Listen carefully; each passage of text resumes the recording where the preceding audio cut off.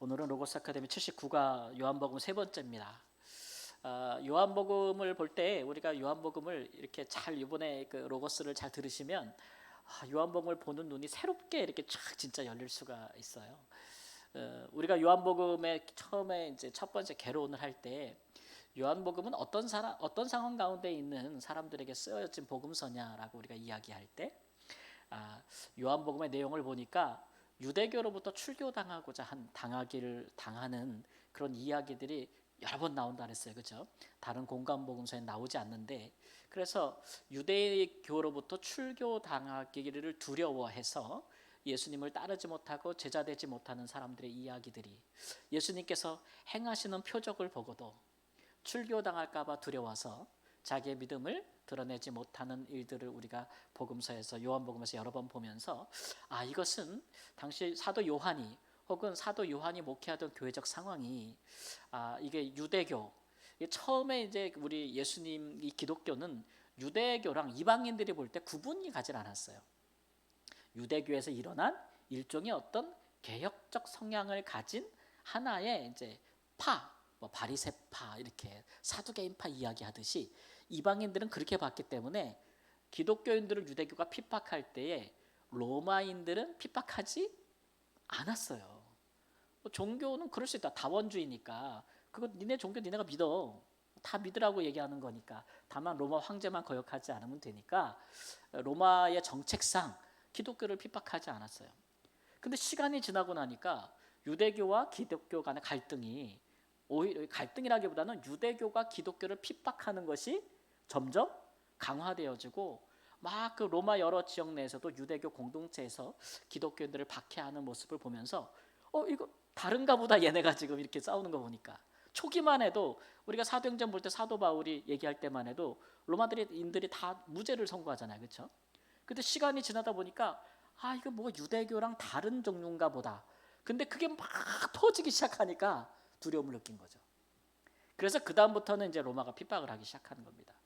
그러니까 그 전에 이런 빌미가 된 것은 유대교의 기독교인들을 향한 핍박이거든요. 출교와 핍박. 그러니까 그런 상황을 다루고 있는 것으로 보여요. 그러니까 유대인들은 왜 예수님을 안 믿었느냐? 특별히 예수님 당시에 많은 유대인들이 예수님이 행하시는 많은 기적과 이적과 표적들을 보고 예수님께 많이 나왔잖아요. 많이 나왔어요. 실제로 따르기도 했고, 또 호산나라고 막 외치지 않았습니까? 예수님이 죽기 전까지 얼마나 그를 따랐어요, 많은 유대인들이. 그런데 예수님이 딱 죽으니까 나무에 달려 십자가에 저주받은 자라고 하면서 그들이 따르는 것을 그만뒀잖아요. 또 유대인들의 핍박도 있었고 출교에 대한 두려움도 있어서 결국 그들의 믿음을 저버렸잖아요. 그런 상황이 되풀이될 수 있는 상황, 그 상황에서 사도 요한과 요한을 따르는 많은 교회가 이 복음서를 널리 전하기를 원했다라는 것이 우리가 갖고 있는 배경이었어요. 그렇죠? 기억나시죠? 그래서 우리가 1장 서막 부분을 다룰 때 뭐를 얘기했냐면은 공간복음서랑 다른 것을 이야기하는데, 공간복음서에는 예수님을 딱 눈으로 볼 때 제자들이, 또는 많은 유대인들이 볼 때 예수님을 딱 보고 이가 정말 하나님의 아들이구나라고 알았다, 몰랐다? 몰랐다. 일단 뭐 출신도 아주 미천하고, 예수님의 출신 배경이나 지역 미천하고, 그래서 그를 볼 때에 뭐 갈릴리에서 무슨 선지자가 날 수 있느냐, 저것도 사기꾼이다. 그래서 심지어는 나사렛 이단이라는 이름을 붙여서 핍박했다 그랬잖아요, 예수를. 많은 민중이 따르면 따를수록 그를 제거하려고 했고, 그래서 예수님의 어떤 그 육신으로 오신 예수님의 모습을 보면서 그가 메시아라는 확신을 갖지 못해요. 그런데 또 예수님도 직접 말씀하신 적이 없고, 근데 예수님이 행하시는 일들을 보면서 메시아가 아니면 저런 일을 행할 수가 있을까라는 생각들이 들었던 거죠. 그러다가 예루살렘에 가서 돌아가시기 얼마 전부터는 제자들 입에서 그가 하나님의 아들이라는 고백이 터져나오기 시작한 거예요. 그러고 나서 얼마 안 돼서 바로 십자가에 밖에 돌아가셨으니까, 사실 예수님의 모습을 보면서 이렇게 고난받는 어떤 종의 모습, 이사야 선지자가 말했던 그런 섬기러 오신 예수님의 모습을 마태, 마가, 누가는 보여줬단 말이에요. 근데 요한복음은 달라요. 요한복음은 1장부터 서막부터 뭐라 그래요? 딱 봤더니 예수님의 뒤에 이렇게 후광이 달려 있는 거야. 우리가 보니 아버지 독생자의 영광이요 은혜와 진리가 충만하더라. 이렇게 이제 진술하고 넘어가고 있어요. 그러니까 사도 요한은 특별한 경험을 했던 것 같아요. 다른 사도들과 달리. 그도 그럴 것이 우리가 1장에 살펴봤던 것처럼 사도 요한은 예수님을 따르기 전에 누구의 제자였다? 누구의 제자였다? 세례 요한의 제자였다. 세례 요한이 예수님께 세례 줄 때 예수님 위에 성령이 머무는 것을 보았다 이거예요. 그래가지고 세례 요한이 내가 아니라 저분이다 라고 얘기하는 걸 듣고 세례 요한을 떠나서 누구에게 갔어요? 예수님에게 갔어요. 요한과 누가? 안드레가. 이 두 사람이 이렇게 시작을 했기 때문에 사도 요한은 뭐 자기도 봤는지 모르겠지만 세례 요한의 그 가리킴을 증언을 통해서 예수님이 성령이 그 위에 머무는 분이라는 것을 안 거죠. 네, 그렇기 때문에 이 세례 요한의 제자였던 이 요한은 적어도 예수님의 말씀이 육신이 되신 그 모습에서 하나님의 영광과 하나님의 독생자 아들로서의 어떤 무언가를 본 거죠. 그렇게 증거하고 있는 거예요. 그런 거. 그러니까 이게 유대인들에게 큰 어떤 메시지가 되겠죠. 나무에 달려 저주받은 예수가 사실은 하나님 아버지의 독생자의 영광을 처음부터 갖고 있었다라는 식의 강렬한 메시지를 던지면서 시작이 되기 때문에 우리가 요한복음의 1장의 핵심 구절을 뭐라고 봤냐면 말씀이 육신이 되었다. 말씀이 육신이 되었다. 하나님이 이 땅에 육신의 모양으로 오셨다. 아들의 모습으로. 그걸로 시작을 했어요.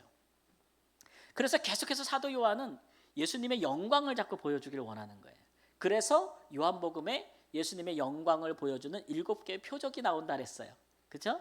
7개밖에 안 나와요. 공관복음에는 훨씬 많이 나오는데 그 중에 2개는 다른 복음서에서 나오지만 나머지 5개는 요한복음에만 나오는 거예요. 그래서 그 표적을 통해서 사도 요한은 영광스러운 예수님의 모습을 보여주기를 시작합니다. 높으신 예수님, 그 모습을 강조하기 시작하죠. 그래서 우리가 2장부터 거기 들어갈 거예요. 오늘 2장에 보면은 첫 번째 표적, 우리가 흔히 얘기하는 가나안 혼인잔치 첫 번째 표적 뭐라고요? 네, 물이 변하여 포도주 됐네 이거잖아요. 이거 유명하잖아. 가나의 혼인잔치에서 그렇죠? 그때 예수님은 기적을 행할 마음이 있었다 없었다? 없었어요. 근데 누가 하라 그래요? 엄마가 하라 그래요. 엄마가 하라 그러면 해야지 뭐. 근데 예수님께서 하시면서 하시는 말씀이 뭐예요? 내 때가 아직 이르지 아니하였다라는 거죠. 그럼 엄마는 왜 하라 그랬을까요? 어머니는 왜 예수님 보고 야 빨리 뭔가를 해라 라고 왜 얘기했을까요? 어떤 마음으로? 추적해 보세요. 추정해 보세요. 네? 마리아는 생각하기에 예수님이 뭔가를 할 수 있다고 생각한 거죠. 뭔가 이런 상황에 기적과 이적을 행할 수 있는 능력이 있다고 생각한 거죠. 그러면 이 일을 통해서 예수님께서 자기를 드러내기를 바란 거죠. 어떤 모습, 예수님의 어떤 능력, 막 대단한 모습을 보여주기를 원했던 거예요. 예수님 어머니는. 근데 예수님은 사실 내 때가 이르지 아니었다라고 사실은 거부하는 거예요. 그러니까 예수님께서는 내가 지금 사람들 앞에 내 영광의 모습을 보여줄 때가 아직은 아닙니다라고 이야기하고 있는 거예요. 그럼에도 불구하고 요청을 인하여 하는 거예요. 아시겠죠? 요청을 인하여 하시는 거예요. 그래서 우리는 요한복음에 나오는 이런 표적들을 7개를 볼 때 7개까지 쭉 나오는 것을 우리가 이제 표적의 책이라고 얘기해요. 요한복음의 일부를 7개 표적이 나오는 걸 표적의 책이라고 얘기하는데 그 표적의 책을 쭉 보면서 결론이 뭐냐 그러면 말씀 한번 비춰봐 주세요. 우리가 함께 읽습니다. 그의 뭐를 나타내심에? 영광을 나타내심에 제자들이 그를 뭐하니라? 믿으니라. 그러니까 예수님께서 물이 변하여 포도주를 나타내신 표적을 예수님의 영광을 드러냈다고 얘기한 거예요. 능력을 보여주는 거니까. 그러니까 제자들이 뭐 했더라? 믿었더라 이거예요. 요한복음 2장 처음부터 제자들이 믿었대. 근데 마태, 마가, 누가를 가보면 제자들이 끝까지 안 믿었다고 맨날 야단쳐. 복음서에 보면 너희는 어찌하여 믿음이 없느냐 막 야단친단 말이에요. 예수님께서. 근데 요한복음에는 처음부터 믿었대. 야, 그렇게 헷갈린다 이제 이런 생각이 드는 거죠, 그죠? 이건 뭐냐면 사실을 왜곡하는 게 아니라 관점이 다른 거예요. 이게 뭐냐면 표적이라는 건 그런 그 힘이 있어요. 예. 우리도 이제 믿음을 갖게 된 배경을 보세요. 우리의 삶에 막 꼬이고 어려운 문제가 있어. 그걸 놓고 난 믿음은 없어. 아직 하나님 몰라. 근데 그걸 놓고 하나님께 기도했는데 기적 같은 일이 딱 벌어져서 응답이 딱 됐어. 믿음이 생겨요, 안 생겨요? 하나님에 대한 믿음이 생겨요, 안 생겨요? 생기잖아요. 대부분 그래가지고 처음부터 신앙생활 시작하는 거 아니에요? 그렇죠? 그렇게 시작하잖아요. 그런 차원이에요. 그래서 예수님께서 자기의 능력, 하나님께서 자신의 영광을 우리에게 드러내실 때 우리에게는 믿음이 생기는 거예요. 이거를 우리가 뭐라 부르냐면 한번 따라해 보실 거예요. 표적신앙. 표적을 보고 그 다음에 하나님을 뭐 하는 거예요? 믿는 거. 표적을 보고 믿는 거예요. 표적신앙이 그렇게 생기는 거죠. 그 다음에 두 번째 이어진 사건을 보면은 예수님께서 6월절에 예루살렘 성전에 가셔서 성전을 정결하게 하시는 일이 나옵니다. 이 공간복음서는 이 사건이 맨 뒤에 나와요. 예수님이 십자가 지시기 전에 마지막 일주일에 예루살렘 성전에 들어가셔서 다 쫓아버리고 뭐 노끈으로 책 만져가지고 막 하고 막 다 뒤집어 엎고 막 이러는 게 예수님 돌아가시는 주에 나오잖아요. 요한복음은 처음부터 나와요. 처음부터. 그러니까 요한복음은 전에 말씀드렸듯이 시간 순서대로 기록됐다? 안 됐다. 특별한 목적을 위해서 데리고 왔는데 이 내용을 보니까 16절 말씀 보니까 뭐라 그래요? 오늘 화면에 보니까 내 아버지 집으로 장사하는 집을 만들지 말라. 그렇게 예수님께서 말씀하시면서 성전을 정결케 하시고 그 다음에 19절에 보니까 너희가 이 성전을 헐라. 내가 사흘 동안에 일으키리라. 이렇게 말씀하셨다는 거예요. 그리고 나서 이제 마지막에 읽어볼까요? 죽은 자 가운데서 살아내신 후에야 제자들이 말씀하신 것을 기억하고 성경과 예수께서 하신 말씀을 믿었더라. 이렇게 나와 있어요. 22절에. 자, 아까 우리 가나안 혼인잔치에도 보면 제자들이 예수님을 믿었다. 그 다음에 성전을 청결하게 하신 사건을 보면서도 제자들이 예수님을 믿었다. 근데 언제 믿었대요? 예수님께서 막 뒤집어 엎고 막 이런 모습을 보고 믿었대요? 아니에요. 예수님께서 죽으시고 부활하신 후에야 그때 성전을 헐라는 게 자기를 죽이라는 거였구나. 내가 사흘 만에 일으키려 했을 때 사람들이 이 성전은 46년 동안 지었는데 네가 언제 3일 만에 다시 세우냐고 예수님께서 자기 육체를 가리켜 성전 내 자기 육체를 가리키는 것이구나 라고 기록된 선지자의 예언과 예수님이 하신 말씀을 믿었더라. 이렇게 얘기했어요. 자, 질문 하나. 그러면 물리 포도주로 변화시킨 것을 보고 표적을 보고 예수님을 믿은 거하고 제자들이 뒤에 예수님께 십자가에 돌아가시고 부활하신 것을 통해서 예수님이 성전이었구나라는 것을 나중에 제자들이 깨닫고 믿게 된 거 둘 다 믿음이죠. 어떤 게 더 나아 보여요? 왜 뒤에 게 더 나아 보여요? 왜 나아 보여? 시간상 뒤에 믿어서? 더 좋은 믿음이라고 느끼는 이유가 있을 거 아니에요. 왜 그래요? 영적인 사랑하심? 부활하신 예수님. 앞에는 믿었는데 내용이 있어요, 없어요? 표적신앙은 내용이 없어요. 기적이 일어나니까 믿는 거예요. 근데 예수님이 누군지, 왜 그런 일을 하는지, 그것이 우리에게 어떤 의미가 있는지 하나도 몰라. 그렇죠? 그러니까 믿는 거예요. 그게 표적신앙이에요. 근데 뒤에 나타난 신앙은 뭐예요?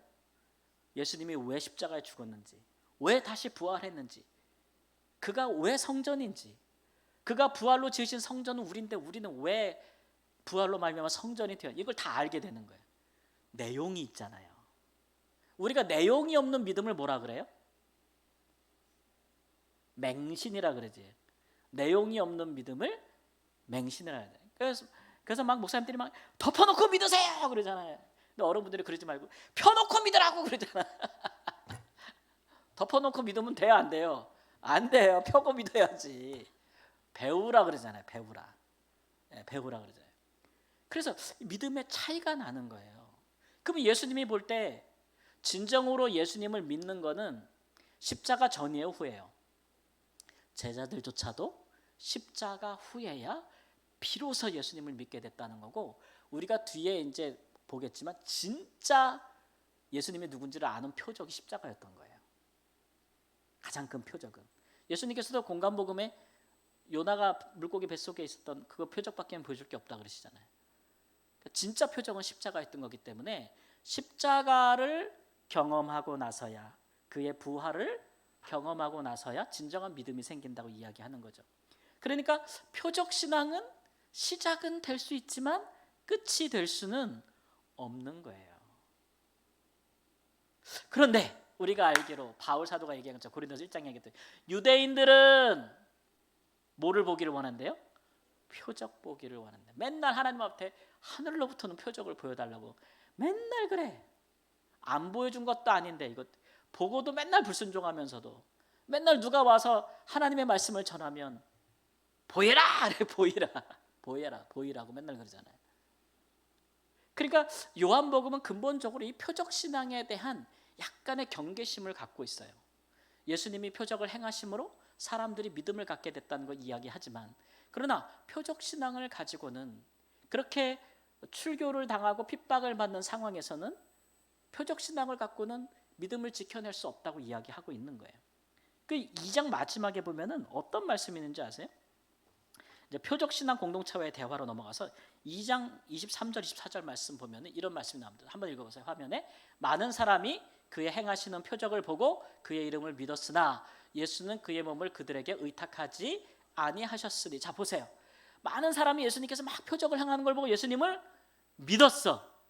좋은 일이에요, 안 좋은 일이에요? 좋은 일이잖아요. 근데 예수님이 그들과 깊이 교제했어요, 안 했어요? 안 했다고 나와요. 자기를 의탁하지 않았다. 이거 긍정적인 표현이에요, 부정적인 표현이에요? 표적을 보고 예수님을 믿은 사람들과 예수님께서 좀 거리를 두는 거예요. 거리를.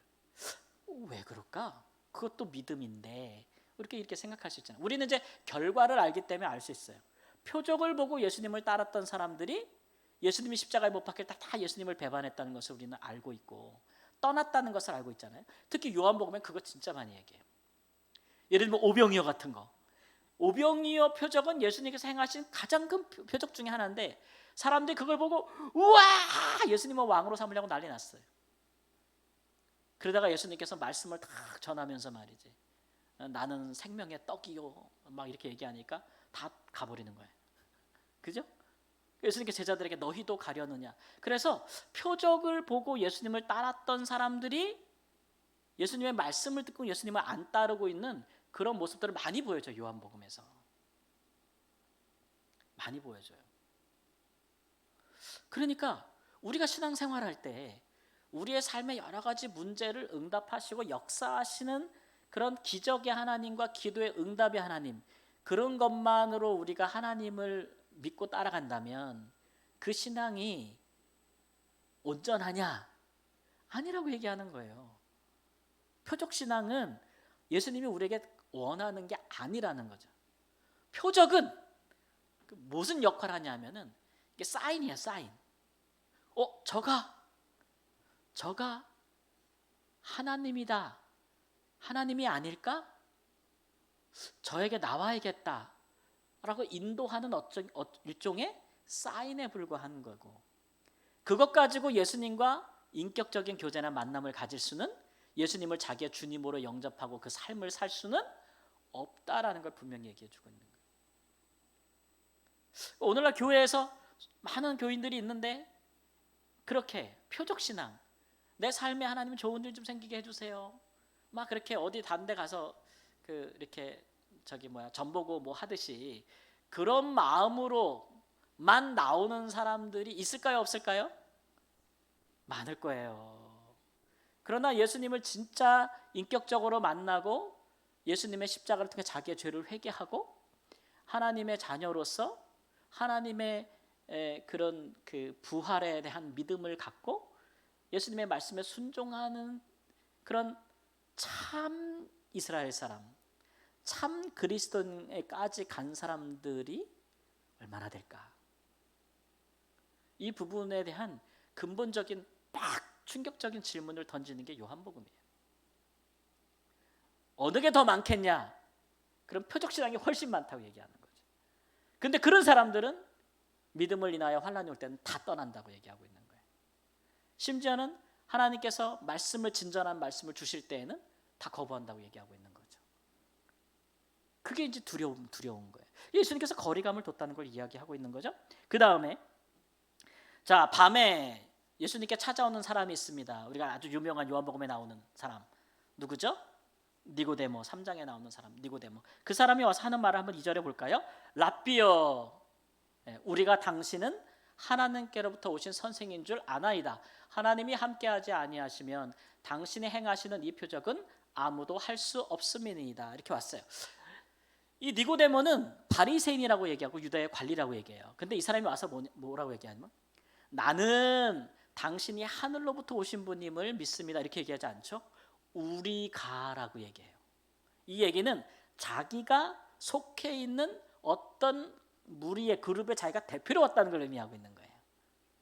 근데 그 대표는 어떤 사람이냐면 예수라는 분이 저렇게 많은 표적을 행하니 하늘로부터 하나님이 보내신 분이 맞다는 믿음을 갖고 있는 거예요.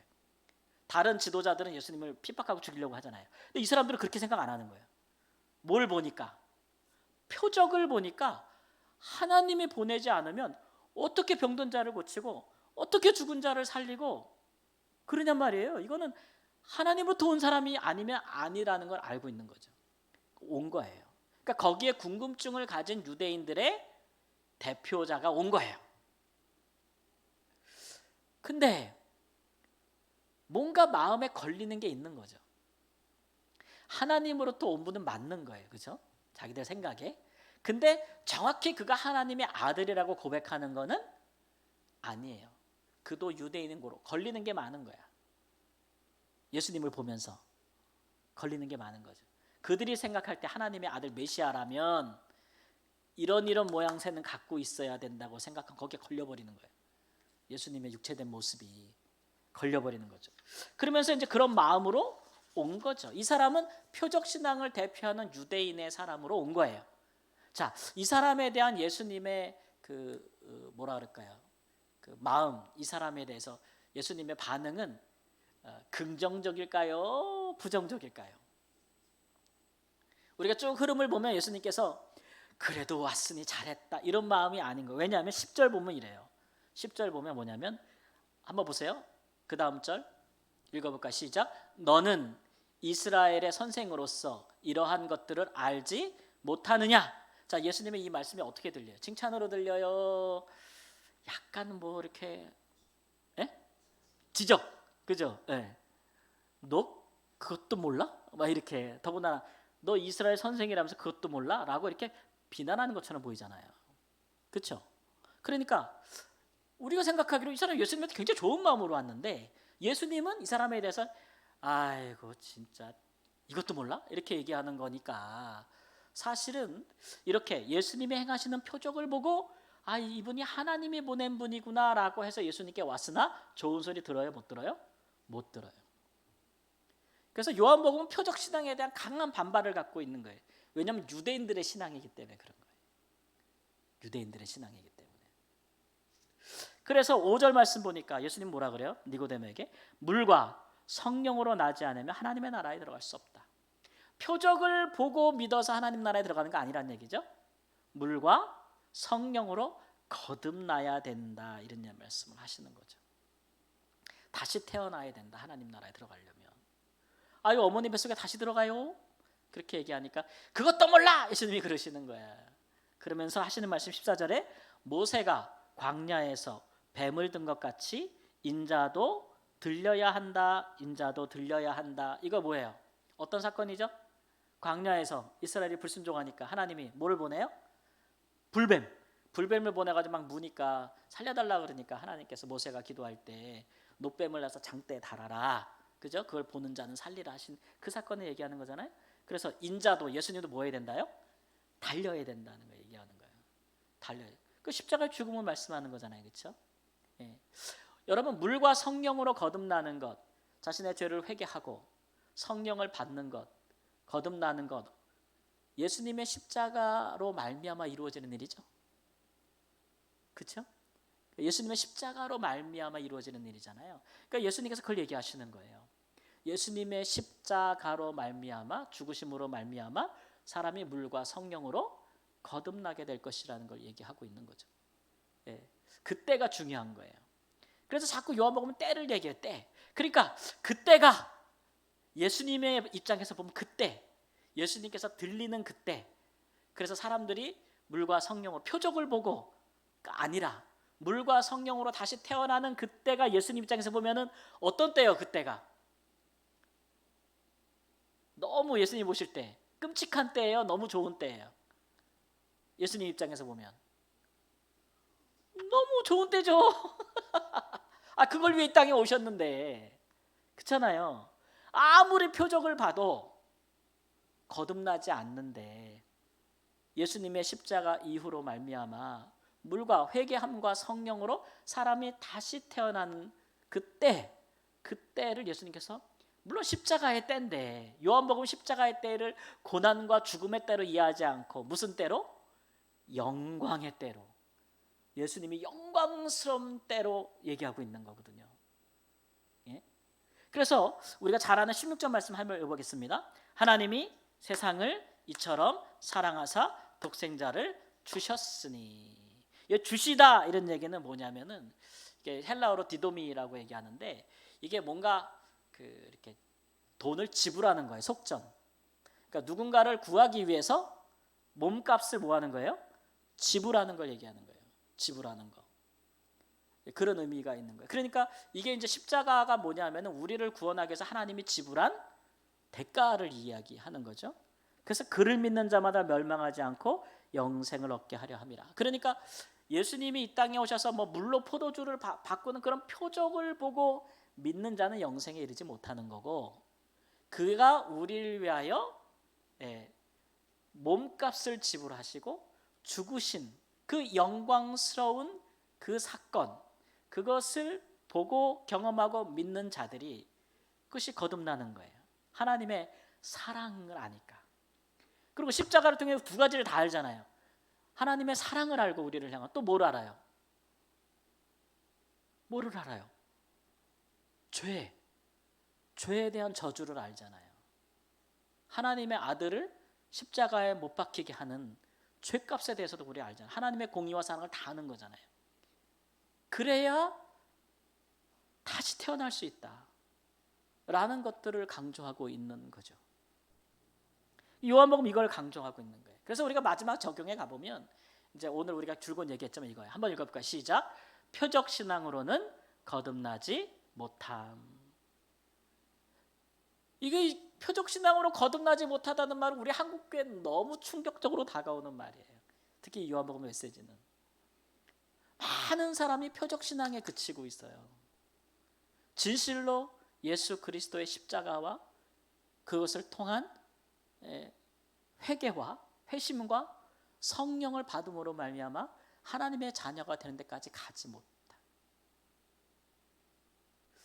이거는 꼭 성도들의 탐만이라고 할 수도 없고, 목회자들도 그거를 바라보고 목회를 해야 되는데, 목회자들도 이 표적 신앙으로 성도들을 이끌어가는 그 경향이 있어요. 왜냐하면 표적 신앙이라는 게 굉장히 뜨겁거든요. 예수님께서 표적을 보여줄 때 얼마나 많은 사람들이 막 모여들어가지고 예수님을 옹립했는지를 생각해 보세요. 근데 그게 다 쭉정이 같은 거라. 바람이 한번 확 불면은 다 날아가는. 성경의 다른 표현으로 보면은 의의 말씀을 받지 못하는. 그렇게 되면은 그 목회는 잘하고 있는 걸까요? 정말 못하고 있는 걸 거예요.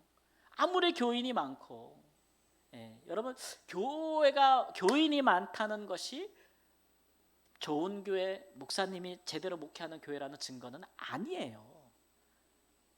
아니에요. 오히려 우리가 두려워할 경계로 삼아야 될 것은 예수님처럼. 그러면 표적 신앙에 그렇게 문제가 있는 것이라면 하나님은 왜 표적을 보여주시는가? 왜 보여주신다 그랬어요? 예수님께 오게 하기 위해서. 와야 말씀을 들을 거 아니야. 와야 말씀을 들을 거 아니에요. 영생하는 말씀을. 오지도 않는데 어떻게 전하요?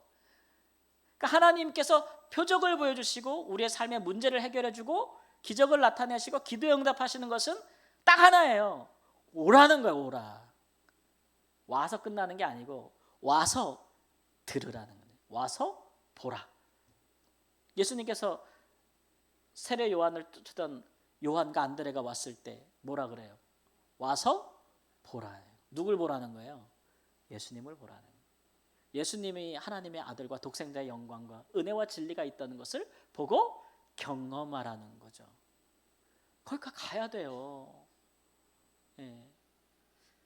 그렇게 그런 말씀이 전해지고 그렇게 목회할 때 그분이 알곡이 되는 거예요. 알곡.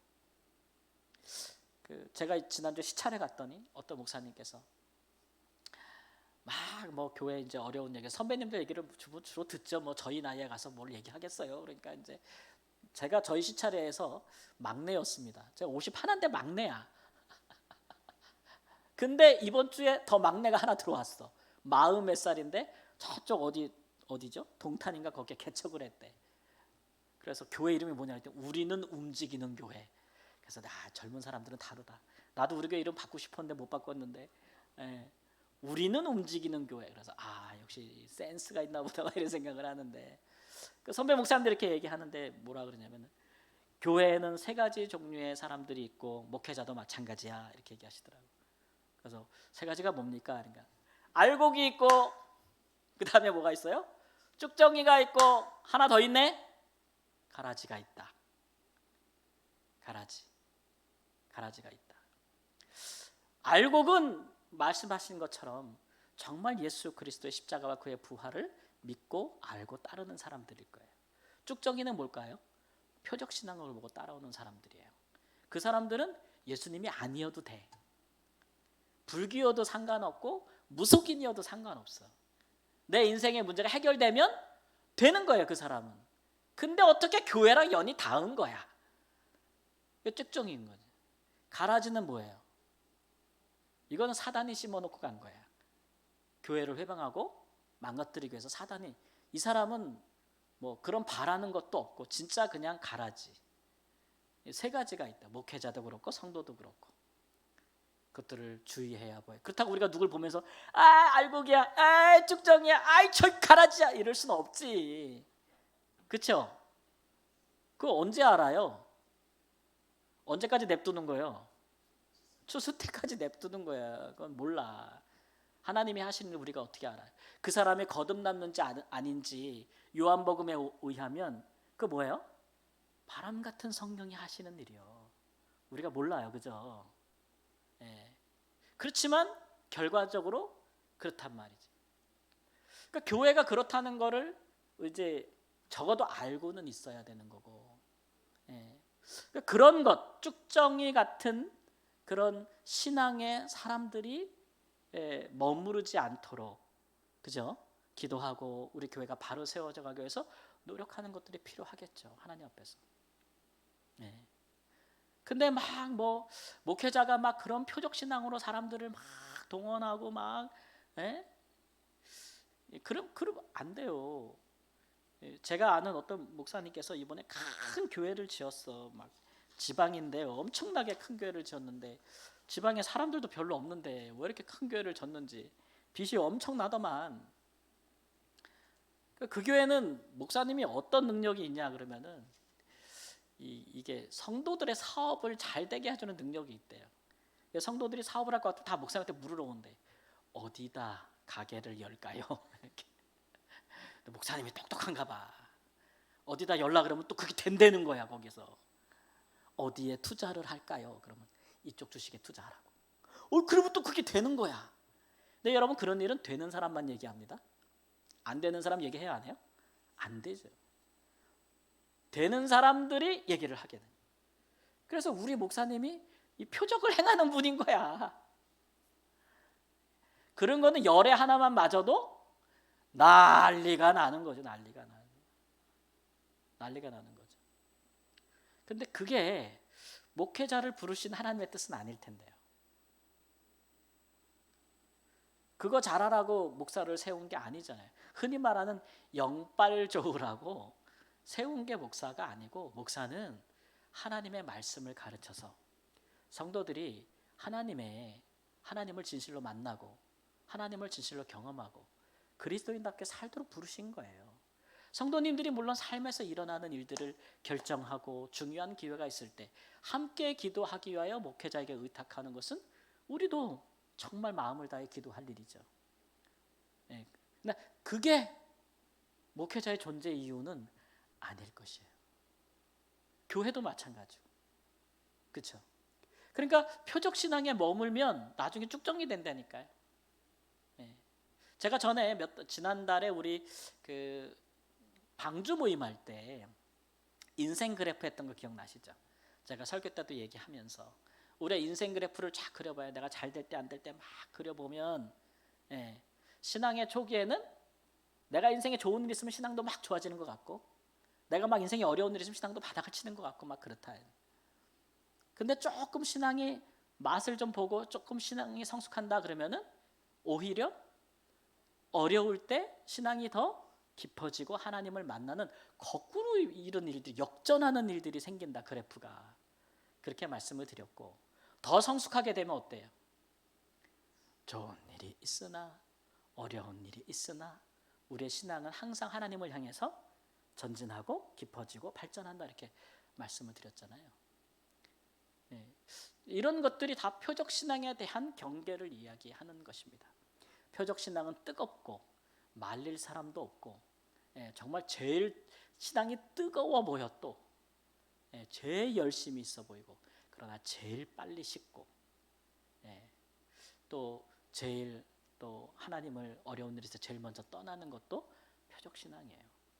그러니까 우리는 그런 신앙은 좀 경계하고, 예수님이 경계했으니까 우리도 좀 경계하고, 요한복음에 받았던 공동체가 그런 출교와 사회적인 모든 어려움 속에서도 그들의 믿음을 지키기 위하여 이런 복음서를 남겼다면 우리도 이것을 오늘날 우리 사회에 우리에게 꼭 적용하는 귀한 교훈으로 삼기를 우리 주 예수님의 이름으로 축원합니다. 아멘. 기도하겠습니다.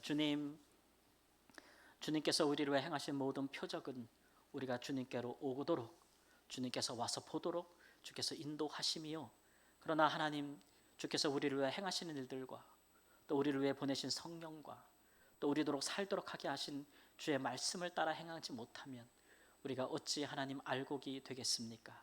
주여, 물과 성령으로 거듭난 자는 예수님의 뜻과 또 예수 그리스도를 주로 모시고 그의 영광과 은혜와 진리에 응답하는 사람인 줄을 믿사오니 우리를 그같이 인도하여 주옵소서.